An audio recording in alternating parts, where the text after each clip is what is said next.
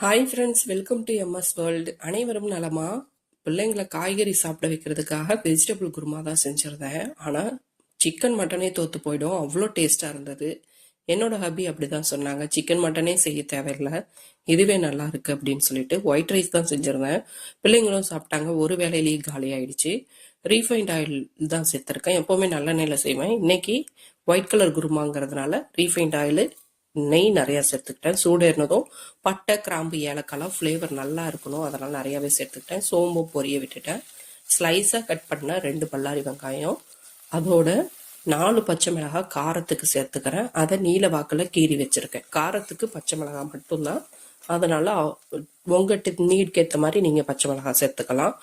இப்போது வெங்காயம் கண்ணாடி பதம் வர்றதுக்கு முன்னாடியே இஞ்சி பூண்டு பேஸ்ட்டு ஃப்ரெஷ்ஷாக அரைச்சதை சேர்த்தா தான் குருமா நல்லா கலர் ஒயிட் கலரில் கிடைக்கும். பழைய இஞ்சி பூண்டு பேஸ்ட்டு சேர்த்தா குருமா கருப்பாயிடும்.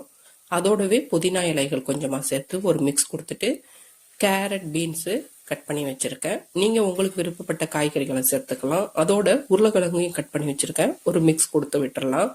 பச்சை பட்டாணி இருந்தால் அதை சேர்த்துக்கலாம். வெஜிடபிள் குருமாவுக்கு பச்சை பட்டாணி மஸ்ட்டு சேர்க்கலாம், ஆனால் என்கிட்ட இல்லை, அதனால் சேர்க்கல. காய்கறிகளுக்கு டேஸ்ட்டுக்கு சால்ட் சேர்த்தாச்சு, ஒரு மிக்ஸ் கொடுத்து மல்லித்தூள் 2 டீஸ்பூன் சேர்த்துக்கிட்டேன். மல்லித்தூள் கூட நல்லா கலராக ஒயிட் கலரில் தான் இருக்கும், அதனால் அதையும் சேர்த்துக்கிட்டேன். சேர்த்து ஒரு மிக்ஸ் கொடுத்துட்டு புளிப்புக்காக தயிர் தான் சேர்க்கணும். தயிர் ஒரு 200 மில்லி இருக்கும், குட்டி டம்ளரில் 1 டம்ளர் சேர்த்துக்கிட்டேன். அதை நல்லா ஒரு மிக்ஸ் கொடுத்துக்கலாம். தயிர் சேர்க்கறதுனால புளிப்பு சுவையும் கிடைக்கும், காய்கறிகளும் சாஃப்டாக இருக்கும், குருமாவுக்கு நல்ல ஃப்ளேவர் கிடைக்கும். தக்காளி சேர்த்தோம்னா கலர் சேஞ்ச் ஆகிடும், தக்காளி சேர்க்கக்கூடாது. இப்போது தயிர் சேர்த்து ஒரு மிக்ஸ் கொடுத்துட்டு எந்த அளவு தண்ணி தேவையோ காய்கறிகள் வேகிறதுக்கு அந்த அளவு தண்ணி சேர்த்துட்டு உப்பு தேவைப்பட்டால் கொஞ்சம் சேர்த்துட்டு மூடி போட்டு ஒரு 2 விசில் விட்டால் போதும், அருமையாக வெந்து வந்துடும். இப்போவே பாருங்கள், அப்படியே குருமா மாதிரியே தெரியுது. இன்னும் கம்ப்ளீட் ஆகலை, ஆனால் குருமாவோட கன்சிஸ்டன்சி நல்லாவே தெரியுது. அவ்வளோ அழகாக வந்துருச்சு, வாசமும் அவ்வளோ அருமையாக மணக்குது. இதோட குக்கரில் மூடி போட்டு 2 விசில் விட்டு விசில் அடங்கினதும் ஓப்பன் பண்ணுறேன். பாருங்கள், மேலே பச்சை மிளகாய், புதினா இலை, பட்டை, கிராம்பு எல்லாம் மிதக்குது. அதெல்லாம் ஒதுக்கி விட்டால் நம்மளோட குருமா, அருமையான குருமா ஒளிஞ்சிட்ருக்கு பாருங்கள். அவ்வளோ சூப்பராக இருக்குது குருமா, மணமாக மணக்குது. இப்போ தேங்காய் அரைச்சி வச்சுருக்கேன். தேங்காயில் பின்னாடி இருக்கக்கூடிய அந்த ப்ரௌன் பகுதியெல்லாம் எடுத்துட்டு வெறும் ஒயிட் கலர் தேங்காவை மட்டும் சேர்த்து அரைச்சி வச்சுருக்கேன்.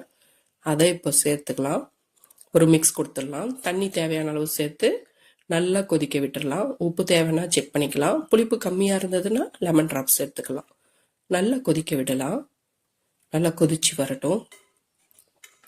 பாருங்கள், நல்லா மணக்குது, அவ்வளோ அழகாக கொதிச்சு வந்துருச்சு. இப்போ நம்ம ஸ்டவ்வை ஆஃப் பண்ணிவிட்டு சர்வ் பண்ணலாம். கண்டிப்பாக ட்ரை பண்ணி பாருங்கள். இது சப்பாத்தி, தோசை, இட்லி, புரோட்டா எல்லாத்துக்குமே நல்லாயிருக்கும். ஆனால் நான் ஒயிட் ரைஸ்க்கு தான் செஞ்சுருந்தேன்.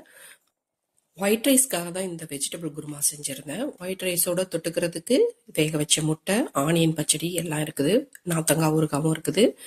உங்களுக்கு இந்த வீடியோ பிடிச்சிருந்தா லைக் பண்ணுங்கள், சப்ஸ்கிரைப் பண்ணாதவங்க சப்ஸ்கிரைப் பண்ணுங்கள், வீடியோவை ஷேர் பண்ணுங்கள் ஃப்ரெண்ட்ஸ், சப்போர்ட் பண்ணுங்கள் ஃப்ரெண்ட்ஸ் அண்ட் ஃபேமிலிக்கு மறக்காமல் ஷேர் பண்ணுங்கள். உங்களோட ஃபீட்பேக்கை கமெண்ட்டில் மறக்காமல் சொல்லுங்கள். சப்போர்ட் பண்ணுங்கள் ஃப்ரெண்ட்ஸ்.